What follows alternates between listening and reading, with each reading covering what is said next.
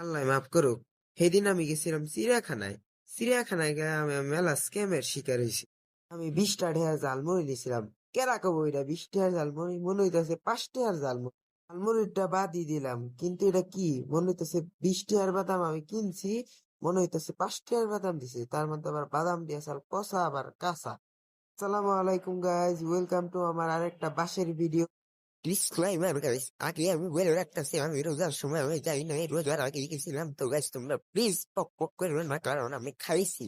আমি আসলে রোজার আগে গেছিলাম, রোজার সময় আপলোড করতেছি ভিডিওটা। তো guys, আমি চিড়িয়াখানাতে থুকু থুকু বাসা থেকে চিড়িয়াখানা উইরা এসে বুঝিরা বসলাম। এখন আমি সানগ্লাস কোনো আবার ছাপড়ি তো ভাবো নিতেছি। আর গাইস তোমাদের আমি আগেই বলে দিতেছি ভাই, কেউ বন্ধের দিন কেউ চাইও না। তা আমার মতো অবস্থায় বাপ রে বাপ যে ভিড়, আমার অর্ধেক পাওয়ার কইমা গেছিল গা ভাই। তো গাইস এনুকা আমি আমার খালামণির নিকে মানে খালার নিকে ভাই কি মানে কি কম মানে একটু আর কি এর নিকে আর কি একটু খারে হয়েছি আর কি। আমি দেখতেই পাইতেছি আপনারা হাঁটতাছি।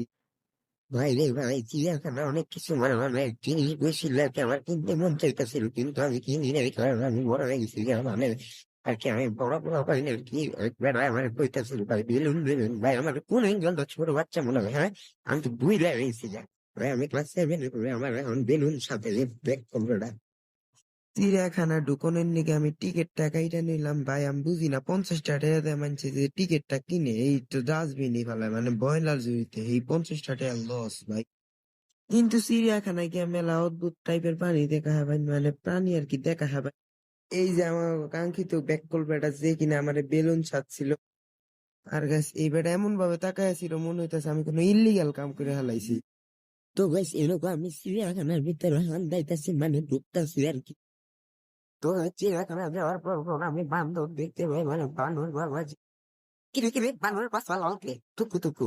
কিরে ভাই বানর নাম না নিতে আমার দিই বুঝলাম না আমি কি বানর নাকি আমি তো মানুষ ভাই।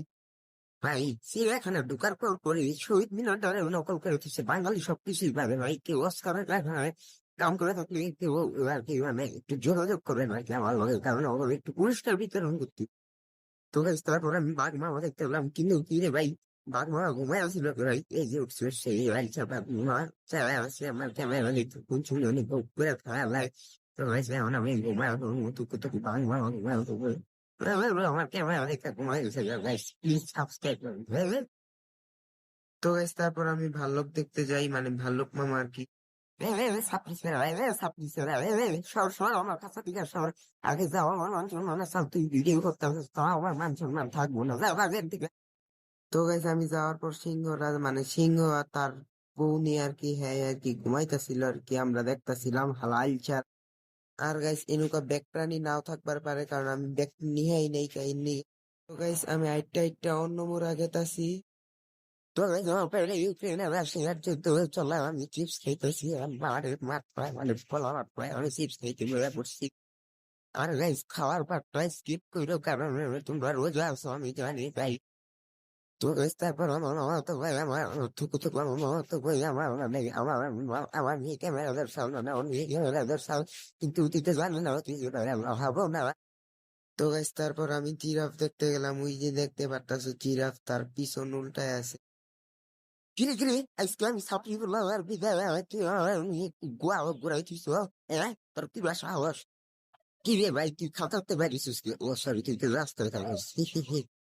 তো গাইস তারপর আমি ময়ূরের পূর্বপুরুষ না মহিলাম জানি না, তো ওইটাই আমি দেখতে পাইলাম যে কি ভাই। তো গাইস তারপর আমি বাংলাদেশে জন্ম হওয়া উঠ থুকু থুকু লামার দেখা ভাই। ভাই আমি ওর পিছনের মাথা দিকে আমি প্রথমে ছাগল ভাবছিলাম। তো গাইস তারপর আমি ময়ূর দেখতে পাই, ময়ূর আমার কাছে অনেক ভালোই লাগে, মানে ওর পাখা খুললে মানে ও যখন পাখা খুলে তখন আরো সুন্দর দেখা যায়। তো গাইস ময়ূরের পাশে তার লাইট ভার্সন পাওয়া যায়। তো গাইস তোমরা অবশ্যই মাস্ক নিয়ে যাবে, নইলে আমার মতো দশ হইব তোমাকে। তো গাইস শুরুতে আমি হরিণ ভাইবা ভিডিও করছিলাম, কিন্তু এটা আসলে হরিণ না, আমি জানি দেখেই বুঝা গেছে। তো গাইস তোমরা যদি এই প্রাণীর নাম জেনে থাকো প্লিজ কমেন্ট করবা। তো গাইস তারপর আমি টিকটিকির বড় ভাই কুমির দেখতে পাই, কুমির তার পিছনে লেজ ঘুরে আছে আমার সাপড়ি মার্কা ক্যামেরা দেখা যায় মানে দেখতে আর কি। তো গাইস এখানে মানুষের ব্লগার ফিল মানে আমি ব্লগার যে মানুষ দেখানোর জন্য আমি একটু ব্লগার ভাবনি, আমার আসলে তো আমি ছাপটি ব্লগার। কি রে ভাই ওইদিকে বিরিয়ানি নেই নাকি সব দিয়ে ওইদিকে, ও সরি সরি মানুষ তো প্রাণী দেখতে চাইতেছে। তো গাইস তারপর আমি কি লাইভ ভার্সন দেখতে পাই।